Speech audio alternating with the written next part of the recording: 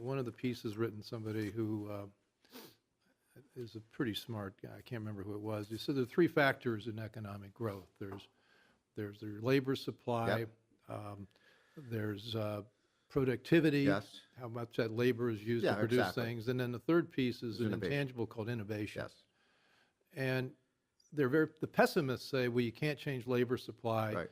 You can't change innovation. You can't change, what was the third one? Productivity. They say. Productivity. And they're wrong. They're 100% wrong about that. I mean, that's why we told Trump we can get you to 3 to 4% growth, and he'd say, I want 5. Productivity, I believe, this gets to the Trump optimism, because I believe he believes this as well. We're in the beginning stages of a productivity boom like we've never seen. I mean, the digital age is just getting going, and that's going to lead to massive improvements in terms of productivity, robotics, artificial intelligence, driverless cars. All of this stuff is going to change the economy in a radical way. All you have to do is just get the government out of the way, and Trump is doing that through his deregulation policies. So that's the productivity piece. And the population, the pessimists say we've got an aging population. Yeah. The answer is what we just talked about, smart immigration. Number one, smart immigration. Number two, look, we still have 10 million Americans. Remember, under Obama, America's left the labor force, right? And we estimate there's 10 million able-bodied, Americans in that age group between 20 and 65 that could be and should be working. And as you provide a more prosperous economy, we think we're going to push them into the workforce. Now, we're the beginning in 2019. Is that turning around? Are more people coming back into the labor force? Not as quickly as I'd like to see. Yeah. But that labor, this is what we call the labor force participation rate. Yeah. It went way down under Obama. It was like 63. Way down. It went from 68 to 63, something like that. It was a huge decline. Roughly. And now it's starting to climb up again. And by the way, this is one of the things we always told Trump is, look, he cares.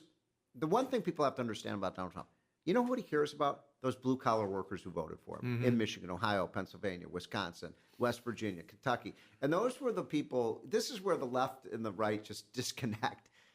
The left doesn't understand the Trump voters. These are people who, when I'd go to places like West Virginia or Kentucky or Michigan with Trump, and I enjoyed it so much, just meeting people, and I'd say, how's that Obama recovery going for you? You know what they'd say? What recovery are you talking about? There's no recovery here in Bethlehem, Pennsylvania, or Flint, Michigan, or Rockford, Illinois. There's no recovery. The factories are leaving. Trump spoke to those voters, and those are the people he cares about, which means he wants, A, to restore the jobs. I'm very proud of the fact, I know he is. We've created 1 million new manufacturing, construction, and mining jobs in 2 years. Those were declining under Obama. They're back. We're making things again. So it's all about the middle class. Which industries has he created manufacturing jobs in? You mean, everything. Auto jobs, chemical jobs. But I think the answer, though, is that they're new type manufacturing jobs. It's not like people are returning to the steel mills necessarily. It's not. It's new manufacturing. It's new styles, 21st century even like style steel. manufacturing. We have fabricated steel now. These are not the jobs that their grandfathers had. You're so right about that. In fact, you go into. I was just in Detroit, and I went to some of the, modern, auto factories. I remember when I was a kid, when I was like 12 years old in 1972, my parents took me to the auto factory. Those were sweatshops back then.